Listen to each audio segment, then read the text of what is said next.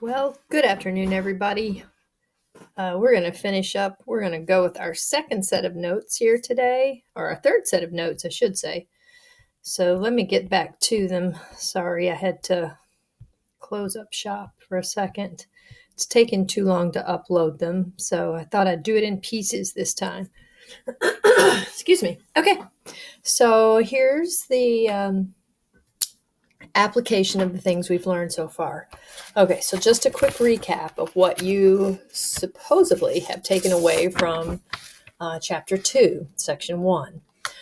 Um, Special right triangles 45, 45, 90, 30, 60, 90.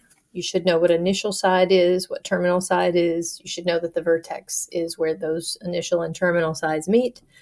You should know that theta is what we commonly use to solve for a variable of an angle. That they are in degrees at this point. We will also have another measurement for those, that 360 degrees is the measure around a circle. So when I start with an initial and end at a terminal, if the initial and the terminal are the same sides, then that's 360 degrees around the Cartesian coordinate system. The Cartesian coordinate system is labeled counterclockwise, quadrant 1, quadrant 2, quadrant 3, quadrant 4. Angles in standard position, quadrantal angles, and then coterminal angles. Those are the things that you should have picked up in the notes by now. And so what we want to do for these last three examples is actually apply what you have learned. For example, number 1. It asks you to find the 6 trig functions when theta is in standard position and negative 3, 4 is a point on the terminal side. So the first thing I'm going to do is draw a coordinate plane. This is my x and this is my y. And I'm going to plot that point.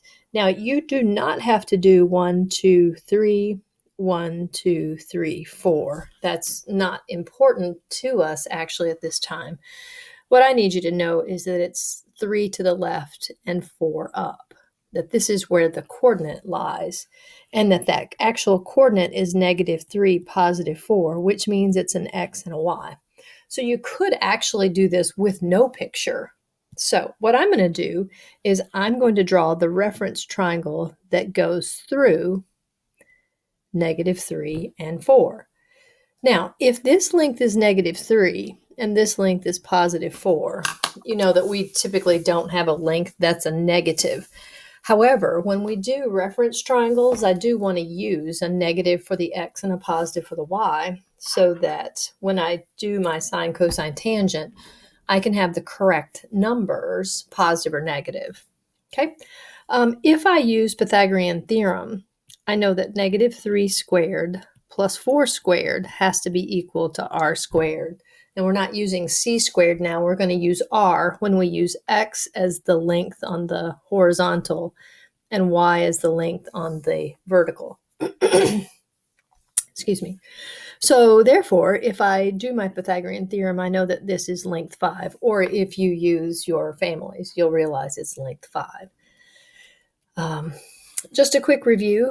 This is first quadrant, this is second quadrant, this is third quadrant, and this is the fourth quadrant. Now you're going to hear me talk about quadrants a little bit more in the future. So I want to make sure that you realize that they are measured counterclockwise. I have a negative 3 for the x and a positive 4 for the y, and then the r value is a positive 5. Now, to find my 6 trig functions, you have an option as to how you do this. You can use SOHCAHTOA, or you can memorize the ratio of sine of being y over r, cosine as being x over r, and tangent as being y over x. It is completely up to you as to how you do this. I'm going to do it a couple different ways. So what I have, we don't know what that angle is, so we just call it theta. So the sine of theta, the cosine of theta, and the tangent of theta are all going to be a ratio according to what their ratio is with a 3, 4, 5 right triangle. So if I'm looking for the sine of theta, sine is opposite over hypotenuse, so it's a 4 over 5. That's the ratio. The cosine is adjacent over hypotenuse, which is a -3 over 5. And the tangent is opposite over adjacent, which is a 4 over a -3. Now, if you have chosen to remember the ratios as y over r, x over r, y over x, then hopefully you will remember that this is also true.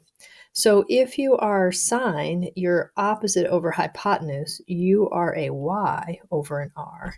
If you are a cosine, you are an x over an r. And if you are a tangent, you're a y over an x. Again, it's completely up to you as to how you choose to learn these ratios. SOHCAHTOA is probably the fastest. However, the y over r, x over y over r, and y over x is probably the most efficient. So when I get ready to do the other three functions, remember that the inverse of sine is cosecant, inverse of cosine is secant, and inverse of tangent is cotangent. Now, in order for me to find the other three ratios, I just need to take the reciprocal of the ratios that I have. So if the sine of theta is 4 over 5, then the cosecant is 5 over 4. The secant is -3 over 5, or I'm sorry, the cosine is -3 over 5, and the secant is 5 over -3.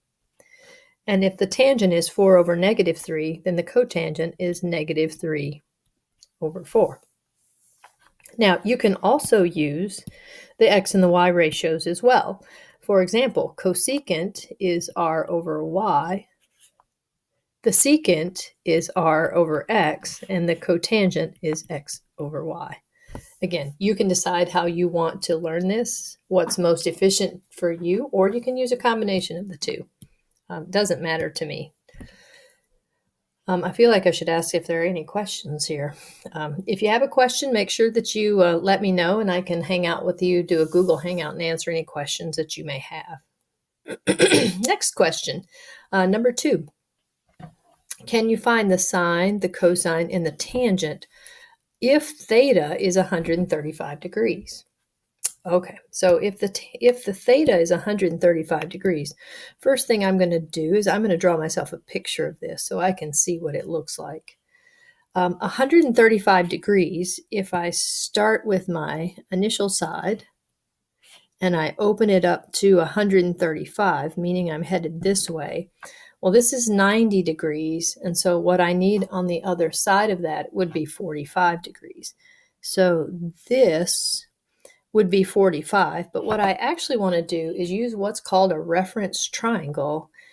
And if this is 45 degrees, then this one in here is also 45 degrees. And I'm going to drop a perpendicular. Because I know that in the quadrant, the entire quadrant is 90 degrees. So if I've used 45 of it to do 90 plus 45, so this whole thing then is 135 degrees. Then in order for me to form a right triangle so it will allow me to look at all of the values that I'm looking for, I'm going to use what's called the reference triangle.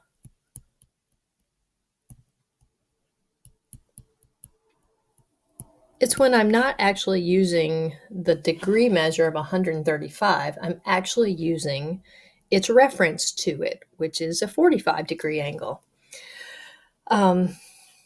It did not give me any values, but I do know that if this is a 45, then I know this one has to be 45, and whatever these legs are, they have to be the same length.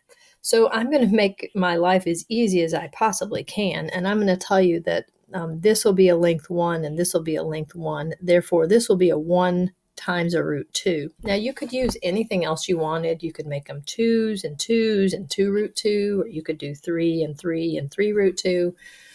But I'm looking for the easiest way I can have this, I can solve this for myself. So any part, any length that you want this to be. So you could have moved it into a half, you could have moved it out to 2 and 2. So you could have gone out here and up farther and made this a 2 and a 2. So it doesn't matter what you use, but I'm going to use the easiest one, which would be 1.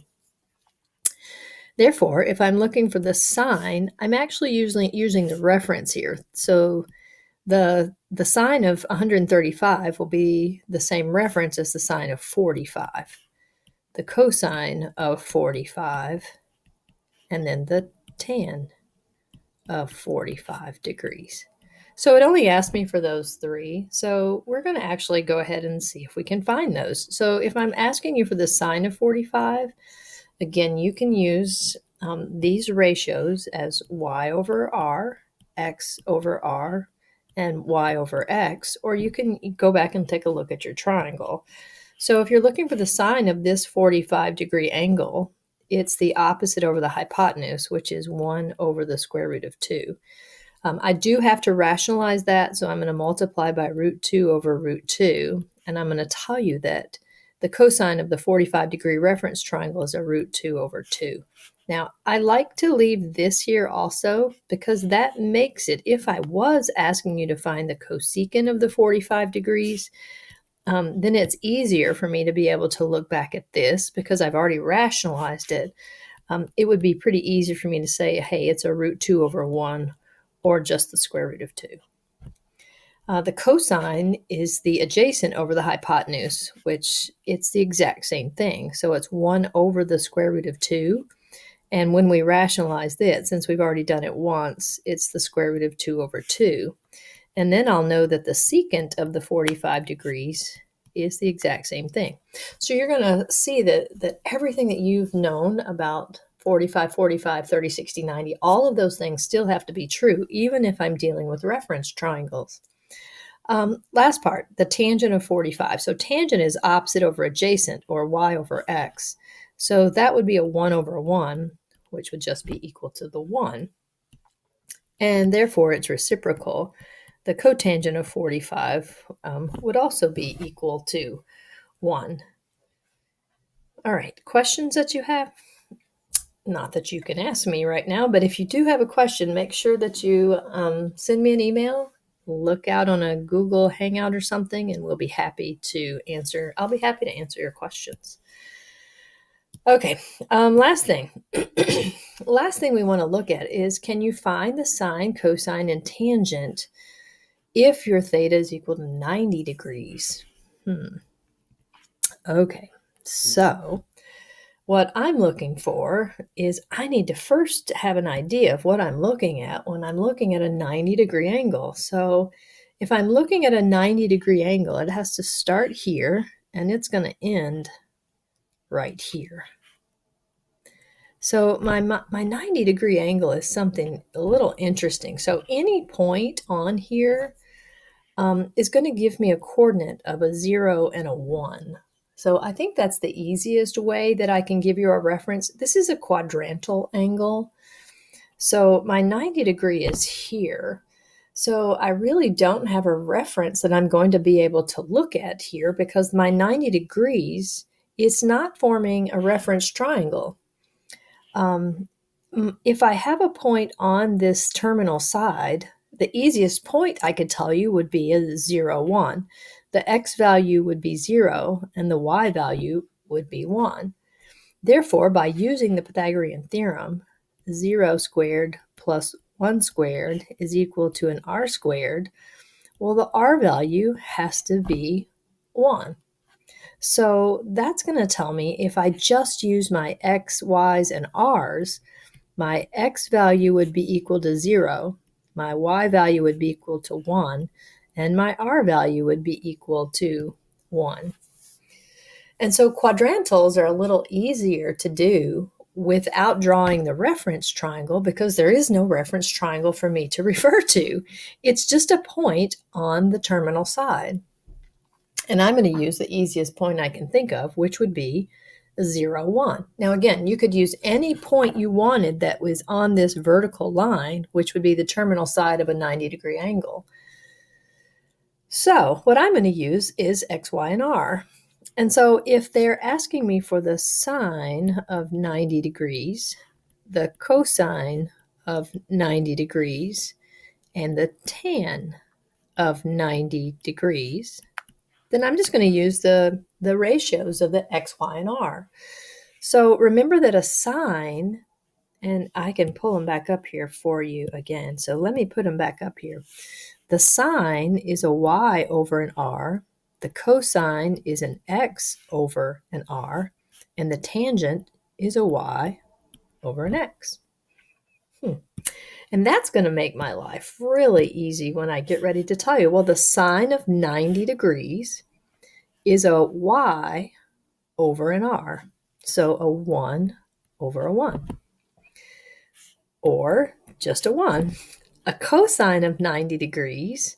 So the cosine, remember, it's an x over an r. So it's a 0 over a 1, which would be a 0. And the last one, your tangent of 90 degrees, is a y over an x. So it's a 1 over a 0. And I hope you remember that that means it is undefined. It doesn't exist. So the tangent of 90 degrees, and if you tried to put that down on your calculator, it's going to show you that it is undefined. Your calculator will give you an error on that. So I hope that these 3 examples are easy for you. I love this stuff. It's so much fun to do. It's actually the most practical thing that we have done in a long, long time, and I'm very sad that we are not together so I can show you so much more of this stuff. But at any rate, if you have any questions, let me know.